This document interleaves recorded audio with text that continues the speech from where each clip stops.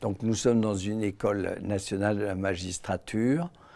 L'objectif, c'est que tout le monde juge le mieux possible en fonction du droit.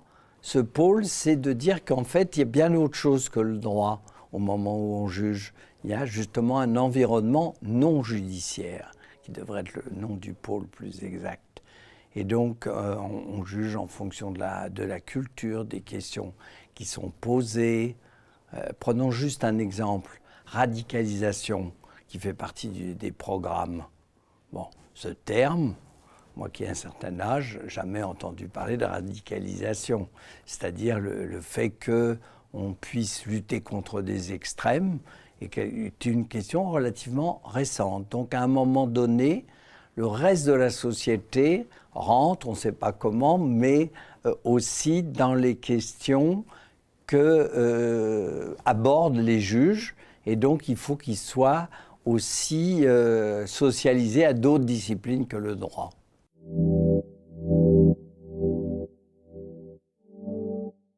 Avant de parler des nouvelles problématiques, il faut déjà bien souligner que sur le fond, les questions qui ont été posées tout de suite, et en sociologie et en psychologie, dès le 19e, autour du crime, sont toujours des questions d'actualité. C'est-à-dire, en fin de compte, est-ce qu'il y a des déterminants à la fois individuels et sociaux? Donc, à l'intérieur de ce cadre théorique qui n'a pas tellement changé sur le fond, on va se poser des nouvelles questions. Alors, les énoncer comme ça, a priori, ce n'est pas toujours évident. J'ai donc pris l'exemple de la radicalisation. Une des choses évidentes, là, montée par les mouvements sociaux féministes notamment, c'est quand même l'évidence de lutter contre les violences à la fois conjugales, mais en tout cas globalement des hommes, et puis aussi avec là des interventions pas exactement du même ordre, mais sur les violences autour des enfants. La question de l'inceste, par exemple, à la fin du 19e, n'est pas considérée comme une question centrale, comme un crime. C'est un crime domestique. Bon, on peut, comme une femme battue, sur le fond, c'est une chose, j'allais dire presque pas banale, mais au sens acceptable. Donc, ces atteintes aux personnes, notamment donc les femmes et les enfants, sont quand même des questions qui sont centrales. Et ce qui est intéressant, si on prend cet exemple, c'est qu'on voit qu'une partie des problématiques, pas toutes, mais une partie des problématiques viennent de ce qu'on appelle en sociologie plutôt des mouvements sociaux. C'est-à-dire que ce n'est pas des juristes ou des sociologues dans leur bureau qui réfléchiraient les nouvelles questions et tout. C'est en fin de compte des manifestes, des manifestations, etc. Quelque chose qui fait du bruit et dont, en fin de compte, le droit et les juges vont devoir se saisir, même s'ils s'en saisissaient un peu, ils vont être obligés de modifier. Alors, on a aussi une autre question un peu différente, qui est par exemple la question du père. Je suis sociologue de la famille, donc c'est une des questions sensibles, mais pas seulement, puisque le père, historiquement, c'est le représentant de l'autorité, de toutes les autorités. Dieu le Père, le roi était le père aussi, etc. Donc la question du père dépasse largement la question du papa dans la famille.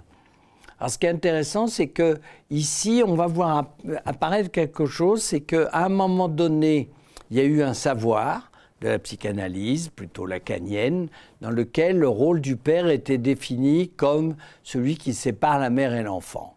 Il n'avait pas autre chose à faire. Il devait dire non, tu ne coucheras pas avec ta mère. Et en fait, là aussi, des nouveaux mouvements sociaux sont apparus autour de la question des pères, plus d'implication, demandée à la fois par les femmes et par un certain nombre d'hommes, de telle sorte que ce savoir qui était enseigné, non seulement dans les écoles de magistrature, en psychologie, etc., a été obligé de se modifier puisqu'il n'est plus du tout adéquat. Qu'est-ce que ça vient faire, par exemple, la question du père dans une famille dont les deux parents sont lesbiennes? Ça ne marche pas terrible, la question de la loi du père de Lacan. Et donc, ici, ce qu'on voit, c'est que ce n'est pas directement forcément d'abord le social qui bouge et qui ferait bouger, je dirais, le droit et les juges. Il fait aussi bouger les savoirs et donc, indirectement, ça va avoir des effets sur la formation des juges.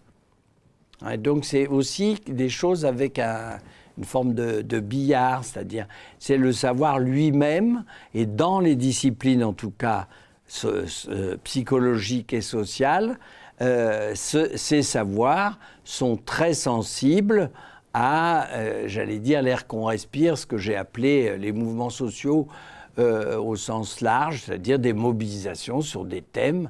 Puis il y a d'autres choses qui ne choquent pas grand monde et qui, à un moment donné, ne seront pas posées comme une chose importante.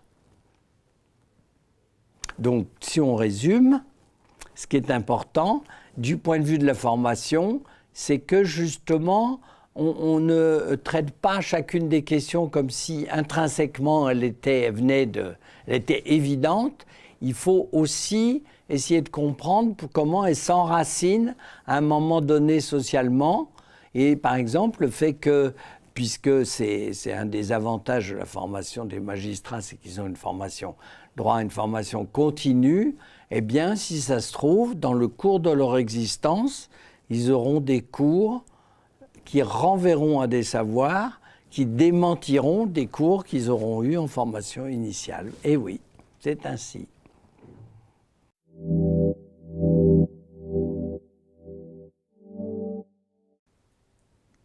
Alors, quelle discipline le non juridique a besoin, le juge ou la juge? Alors, il peut avoir besoin de certains types de méthodologies dont on ne parlera pas beaucoup, qui peuvent être dans différents types de pôles, savoir faire un entretien, etc. Bon, qui renvoient quand même à des effets disciplinaires aussi. Là, si on parle plus explicitement des types de savoir, c'est non seulement les sciences sociales, mais les sciences dites humaines. Bon, globalement, de mon point de vue, c'est quand même sociologie et psychologie. Psychologie, ça me paraît en partie évident parce que, eh bien, en fait, on a le juge en face des individus et que la discipline dominante dans nos sociétés qui permet d'expliquer les individus s'appelle la psychologie ou des variantes. Mais en même temps, et on pourrait faire référence comme ça au premier cours de Durkheim en sociologie criminelle à Bordeaux en 1892-93, il dit bien les causes des crimes ne sont pas qu'individuelles, elles sont aussi sociales. Donc ici, on va avoir aussi la sociologie, le fait qu'il y ait beaucoup plus d'hommes dans les prisons que de femmes. Ce n'est pas uniquement des facteurs individuels des hommes par rapport aux femmes. C'est aussi différents types de conceptions du genre qui font que les modes d'expression des hommes sont considérés comme posant plus de problèmes à un moment donné, on va dire. Donc ici, il faut tenir, je dirais, et c'est une des difficultés du juge, de tenir au moins ces deux bouts. Alors, on rajoute à ces deux disciplines principales le fait que il y a justement, en référence au titre déjà dès le 19e, des crimes. Il y a une discipline qui n'est pas la plus développée en France, mais qui s'appelle la criminologie, qui serait une forme de synthèse déjà entre les différents types de facteurs sociaux, psychologiques et tout autour de la question du crime. Mais globalement, en termes de savoir, si on lit l'ensemble des programmes, la dominante, c'est quand même un mélange entre sociologie et psychologie. Par ailleurs, pour pas que ça pose de problème, il faut souligner que les éléments économiques, qui sont des éléments importants aussi, du point de vue des comportements, sont traités dans un autre pôle. Et donc ici, c'est, oui, sociologie, psychologie, c'est-à-dire donc des déterminants qui sont à la fois individuels. Si on prend un exemple simple, je peux avoir eu un déficit par rapport, complexe d'Oedipe pour aller vite, non, mais par rapport à mon père ou à ma mère. Donc ici, ça renvoie effectivement à mon histoire individuelle. Mais par ailleurs, je peux très bien avoir eu aussi, on le voit dans certains types de crimes, des logiques sociales. Ce n'est pas forcément dans n'importe quel quartier qu'arrive n'importe quel type de délit. La délinquance à col blanc, elle est plutôt caractéristique de certains milieux sociaux que d'autres. Ici, ça ne renvoie pas d'abord à des facteurs individuels, mais plutôt à des facteurs sociaux. Donc en fait, la difficulté du juge, c'est qu'il se trouve avec une dominante savante qu'est le droit. Hein, c'est obligatoire, j'allais dire, mais en même temps, un petit peu pris quand même dans des logiques d'autres types de savoirs. Pour moi, même si peut-être c'est choquant, j'en sais rien, mais l'architecte fait la même chose. L'architecte, il doit construire un bâtiment qui tient, normalement, solide. Donc il y a des règles de la construction. Mais en même temps, s'il fait un bâtiment de logement, il faudra que les gens y soient bien. Or, qu'est-ce qui définit le fait que les gens soient bien dans un logement? Il va falloir qu'ils lisent de la sociologie et de la psychologie pour voir qu'est-ce que c'est que le bien-être dans l'espace. Ce n'est pas dans les règles de construction du bâtiment. C'est d'autres types de savoirs qui sont mobilisés. Donc, toujours pour revenir à ce pôle, il est un petit peu sur le côté. C'est un complément, on pourrait dire, de savoir pour des gens qui ont fait des études de droit, qui vont juger, et des savoirs qui leur seront quand même nécessaires comme éclairage supplémentaire pour leur bonne prise de décision.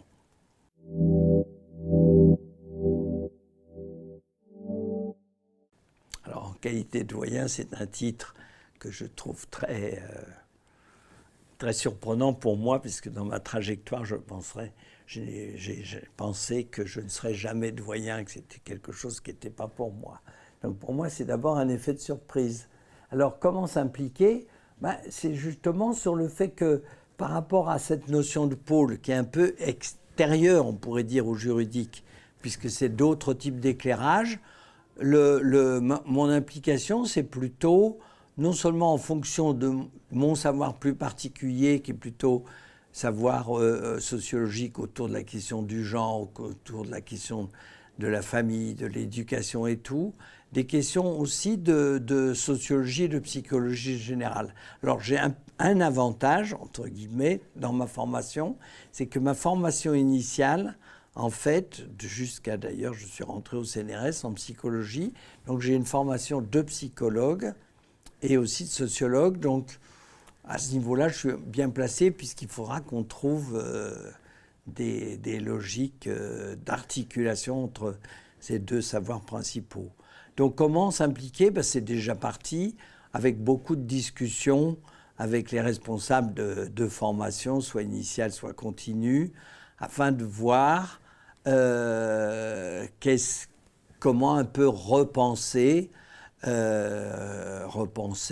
pas forcément de fond en comble, parce que tout ne bouge pas tout le temps, mais l'intérêt qui est justement un renouvellement des doyens et des responsables de formation, c'est de faire en sorte, qui est toujours le danger de toute formation, y compris universitaire, qu'il y ait une forme de routinisation, alors qu'en fin de compte, quand même, il y a des nouvelles questions et il y a aussi des nouveaux savoirs.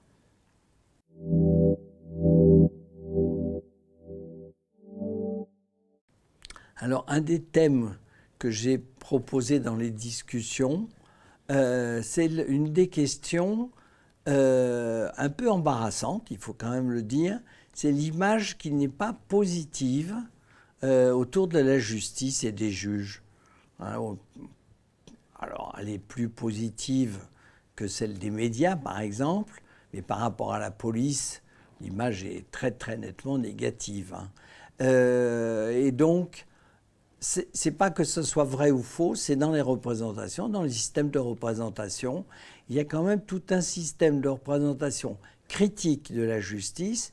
Et ce qui me semble intéressant, c'est de réfléchir justement, là, au sens large du contexte, c'est que quand un juge juge, en fait, il le fait dans un contexte dans lequel une partie du public, je ne parle pas de celui qui va être jugé, mais de ceux qui vont être autour, qui vont suivre les affaires, etc., sont a priori presque, on pourrait dire, déjà défavorables.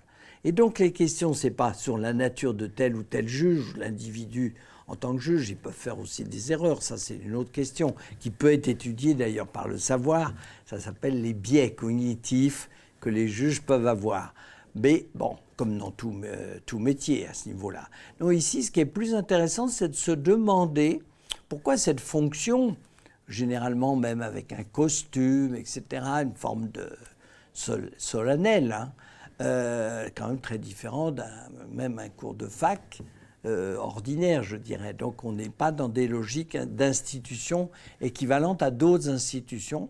Comment ça se fait qu'il y a un rapport, en tout cas dubitatif, autour de cette institution? Et cette réflexion, elle pose la question, de mon point de vue, qui est une question centrale dans nos sociétés, qui est celle du rapport à l'autorité. Le juge à l'autorité, c'est incontestable. Mais sur le fond, est-ce qu'il fait un bon usage de l'autorité? Qu'est-ce que ça veut dire l'autorité? Alors par rapport au juge, mais sur les politiques, bon, d'abord on ne va même plus forcément voter. Si on vote dès le lendemain, on dit de toute façon, ils utiliseront mal leur pouvoir. Hein, les hommes et les femmes politiques, c'est sans doute eux qui sont les plus critiqués d'une certaine façon, mais et donc une déformation comme ça globale, on pourrait dire, c'est quand même aussi de resituer la prise de décision, donc une prise de décision autoritaire par le juge dans un contexte où sur le fond, nous sommes dans des sociétés dans lesquelles l'autorité c'est progressivement, c'est pas un jugement pour moi d'ailleurs, mais on pourrait dire c'est en partie dégradé. Ça va nous renvoyer déjà à la question du père. Jusqu'en 1970, 4 juin 1970, le père est doué de la puissance paternelle. Il perd cette puissance qu'en 1970. Hein. Donc, alors c'est des effets de 68, mais on voit bien que progressivement, en fait, le rapport à l'autorité s'est modifié dès la petite enfance. Dès la petite enfance, et c'est pour ça que là, c'est intéressant de refaire des liens, même par rapport à l'histoire, au moins par rapport au 19e. Normalement, un enfant bien éduqué, c'était un enfant discipliné. Il apprenait d'abord l'autorité. Et il l'apprenait dès les heures du biberon. La mère devait donner le biberon à 8 heures, à 11 heures, mais si l'enfant pleure à 10 heures, elle ne devait pas le donner. Parce qu'elle devait, le biberon était déjà un moyen de discipliner l'enfant. Bien se tenir à table, etc. Et puis, à partir des années 70, on a ce qu'on peut appeler une révolution psychologique autour de Dolto, pour simplifier, qui va être un enfant à table. C'est un enfant qui doit, si vous êtes parent, qui doit s'exprimer à table. Et donc, non pas d'abord bien tenir sa fourchette par rapport à tout ça, mais en fait, justement, s'il a besoin de dire quelque chose, qu'on l'écoute, etc. Et donc, les postures d'autorité ont été en partie disqualifiées. Alors, avec le problème des notes, est-ce qu'on met des notes, puis après on met des A, B, C, D, et puis est-ce que l'éducation bienveillante, elle n'est pas centrée d'abord sur les processus d'autorité. Donc ici, il y a une forme de disqualification générale autour de l'autorité. On le voit avec toutes les lois là, toutes récentes, du fait qu'aujourd'hui, ça va être assez facile de changer de nom et de dire non, je ne veux pas porter le nom de mon père. Vous vous rendez compte, c'était une des définitions absolument statutaires. L'autorité du père, c'était d'abord son nom. Et donc ici, comment peut-on tenir des rôles d'autorité? Il y a la même chose chez les professeurs, hein, une crise autour de l'école qui est très importante. Comment on peut tenir des rôles d'autorité À la fois incontestable parce que l'institution vous les donne, ils vont à l'ENM et après tout est impeccable. Et en même temps, ça marche un peu moyennement parce que c'est le public qui a quand même changé. Comment croire à une décision dans laquelle on sait qu'en partie, une partie du public ne croira pas? C'est une question difficile. Donc il ne s'agit pas de donner des réponses, mais là de resituer un contexte historique qui rend, à mon avis, de manière incontestable, difficile le métier de juge.